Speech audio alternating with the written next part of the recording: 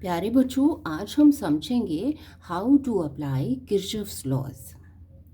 Kirchhoff's laws are the generalizations based upon Ohm's law. According to Kirchhoff's first law or junction rule or junction law, algebraic sum of all currents meeting at a point or a junction is zero. That is summation I is equal to zero. Sign conventions use करते हैं हम यहाँ पर. Currents entering a point are taken as positive and currents leaving a point are taken as negative. तो चलिए apply करते हैं Kirchhoff's first law को at point O. At point O current I1 flowing towards point O, so positive I1 plus I2 again flowing towards point O, positive, plus I3 is leaving point O, flowing away from O, so negative, minus I3. I4 is again leaving point O, so negative, minus I4, plus I5 flowing towards point O, so positive. So sum of all these currents at point O is 0. या हम लिख सकते हैं I1 plus I2 plus I5 must be equal to, इस minus I3 को इधर plus I3 लिख लिया. इसी तरह से माइनस I4 को इधर लिख लिया plus I4. Means the sum of currents entering point O must be equal to sum of currents leaving point O. So there is no accumulation of charge at any point. Means this law supports law of conservation of charge. चलिए दूसरे circuit को लगाते हैं. Kirchhoff's first law. At point F, current I1 is entering point F, so positive I1, plus current I2 is also entering point F, flowing towards F, so positive, plus I3 is leaving point O, flowing away from O, so negative, minus I3. Sum of all these currents meeting at point F is 0 according to Kirchhoff's first law. Or we can write I1 plus I2 must be equal to I3. इसी तरह से हम point सी पर भी लगा सकते हैं Kirchhoff's first law. यहाँ पर I1 और I2 लीविंग पॉइंट सी नेगेटिव ले लेंगे, I3 को पॉजिटिव लेंगे. चलिए अब बात करते हैं किरचॉफ्स सेकंड लॉ की. According to Kirchhoff's second law or loop rule or loop law, in a closed electric circuit, the algebraic sum of EMFs is equal to the algebraic sum of the products of resistances and currents flowing through them. That is summation E is equal to summation IR. Sign conventions कौन से use होते हैं यहाँ पर? E के लिए EMF is taken as positive when we traverse from negative to positive electrode or from lower potential to higher potential of the cell and vice versa.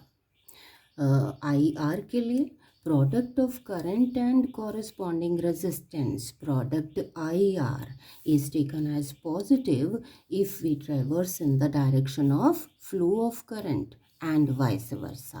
तो चलिए अप्लाई करते हैं किरचॉफ्स सेकंड लॉ.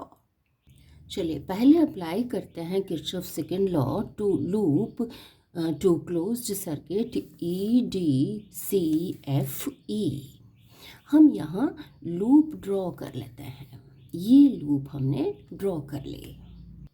हम शुरू करते हैं रेजिस्टेंस R1 से. Resistance R1, इसमें से करंट कौन सा फ्लो कर रहा है? I1. तो प्रोडक्ट हो गया I1 इंटू R1. ये प्रोडक्ट पॉजिटिव होगा क्योंकि हम मूव कर रहे हैं, we are traversing in the direction of current I1. Next EMF आ रहा है. यहाँ पर हम ट्रेवर्स कर रहे हैं, हम मूव कर रहे हैं, ट्रेवल कर रहे हैं from negative to positive, from lower potential to higher potential, so this will be positive. इसको हम इक्वल टू साइन के इस तरफ लिखेंगे, E1 पॉजिटिव। आगे देखिए कि current I1 resistance R2, product हो गया current I3 resistance R2, I3 into R2। अब ये प्रोडक्ट जो है ये भी पॉजिटिव होगा क्योंकि हम ट्रेवर्स कर रहे हैं in the direction of current I3, तो हमारे पास ये इक्वेशन आ जाएगी। चलिए अब अप्लाई करते हैं Kirchhoff's second law to loop और क्लोज सर्किट FCBAF। यहाँ भी हम लूप ड्रॉ कर लेंगे। अब मान लीजिए कि हमने ये लूप ड्रॉ कर लिए, हम यहाँ से शुरू कर रहे हैं, हम कहीं से भी शुरू कर सकते हैं। Resistance R2, current I3, product हो गया I3 इंटू R2 ये। लेकिन यहाँ देखिए कि हम ट्रेवर्स कर रहे हैं अपोजिट टू करंट I3, तो ये प्रोडक्ट कैसा होगा, नेगेटिव। आगे देखिए कि नेक्स्ट है EMF, cell whose EMF is E2, इसको हम इस तरफ लिखेंगे। अब E2 में से हम ट्रेवर्स कर रहे हैं from positive to negative, from higher potential to lower potential, यहाँ ये माइनस आएगा, -E2। चलिए आगे देखें, रेजिस्टेंस है R3 और करंट है I2, प्रोडक्ट हो गया I2 इंटू R3। अब ये प्रोडक्ट करंट I2 फ्लो कर रहा है इस डायरेक्शन में, हम ट्रेवर्स कर रहे हैं इस डायरेक्शन में अपोजिट, तो ये प्रोडक्ट कैसा होगा, नेगेटिव। तो हमारे पास इक्वेशन क्या आ जाएगी, माइनस कॉमन लेके ये आ जाएगी। चलिए अब हम लगाते हैं, अप्लाई करते हैं Kirchhoff's second law to loop EDCBAFE, इस क्लोज्ड सर्किट को हम लूप ड्रॉ कर लेंगे। ये लूप हमने ड्रॉ कर ली, तो चलिए यहाँ से शुरू करते हैं। Resistance R1, current I1, product I1 into R1, ये पॉजिटिव क्योंकि हम ट्रेवल कर रहे हैं in the direction of current I1। आगे देखिए कि सेल E1, इसको हम इक्वल टू साइन के इस तरफ लिखेंगे, E1 हम ट्रेवर्स कर रहे हैं in the direction of increasing potential from negative to positive, so E1 positive. आगे देखिए कि ये सेल आ गया, यहाँ पर हम ट्रेवल कर रहे हैं from positive to negative, from higher potential towards lower potential, towards the decreasing potential, यहाँ पर आ जाएगा नेगेटिव, E2 के लिए नेगेटिव साइन। आगे चलिए, resistance R3, current I2, product हो गया I2 इंटू R3। अब ये प्रोडक्ट हम ट्रेवर्स कर रहे हैं अपोजिट टू करंट I2, तो ये प्रोडक्ट नेगेटिव होगा। हमारे पास ये इक्वेशन आ जाएगी, हम इसको ऐसे लिख सकते हैं। अच्छा, अब मैं आपको एक बात बता दूं कि हम लूप जो है ज़रूरी नहीं इसी डायरेक्शन में, हम अपोजिट भी ड्रॉ कर सकते हैं। चलिए अपोजिट ड्रॉ करते हैं और देखते हैं रिजल्ट। हम इसको ऐसे ड्रॉ कर लेते हैं इस डायरेक्शन में। चलिए अब हम शुरू करते हैं यहाँ से, resistance R3, current I2, product हो गया I2 इंटू R3। अब ये प्रोडक्ट पॉजिटिव होगा क्योंकि हम ट्रेवर्स कर रहे हैं in the direction of current I2। आगे देखिए कि सेल ऑफ EMF E2, यहाँ हम ट्रेवर्स कर रहे हैं from negative to positive in the direction of increasing potential, so positive. आगे देखिए ये सेल E1, यहाँ हम ट्रेवर्स कर रहे हैं from positive to negative in the direction of decreasing potential. यहाँ ये नेगेटिव आ जाएगा -E1।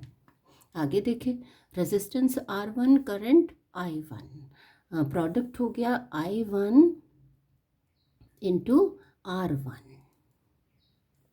ये प्रोडक्ट जो है वो नेगेटिव होगा क्योंकि करंट इस डायरेक्शन में, हम ट्रेवर्स कर रहे हैं इस डायरेक्शन में, तो प्रोडक्ट नेगेटिव। अब हम इसको लिख सकते हैं नेगेटिव कॉमन लेके यहाँ से I1 R1, ये माइनस आ जाएगा -I2 R3 equal to E1 minus E2। तो ये देखिए हमारे पास ये इक्वेशन आई थी जब हमने लूप ऐसे ड्रॉ की थी, ये वाली। यहाँ I1 R1 minus I2 R3 same, E1 minus E2, तो रिजल्ट सेम आएगा। लूप आप चाहे इस तरफ ड्रॉ करें या इस तरफ। चलिए अब एक और केस लेते हैं। इस सर्किट डायग्राम में हम अप्लाई करते हैं Kirchhoff second law to this loop, loop ACDBAC closed loop. हम लूप ड्रॉ कर लेते हैं। ये हम यहाँ से शुरू कर लेते हैं। Resistance R1, current I1, product हो गया I1 R1। अब ये प्रोडक्ट, करंट इस डायरेक्शन में हम ट्रेवर्स कर रहे हैं अपोजिट, तो ये प्रोडक्ट नेगेटिव। आगे चलिए कि आगे ये resistance R2, current I2, product I2 into R2, ये प्रोडक्ट पॉजिटिव क्योंकि हम ट्रेवर्स कर रहे हैं in the direction of current I2, तो ये आ गया इक्वल टू। अब इस लूप में कोई EMF नहीं है तो 0 लगा देंगे, या हम इसको ऐसे लिख देंगे। यहाँ से देखिए कि if there is no EMF in a circuit in a loop then potential drop is 0। So Kirchhoff's second law is in accordance with law of conservation of energy, that is net change in the energy of a charge after the charge completes a closed loop must be 0. तो बच्चों, I am sure you have followed how to apply Kirchhoff's laws to simple circuits and to complex circuits. Thank you.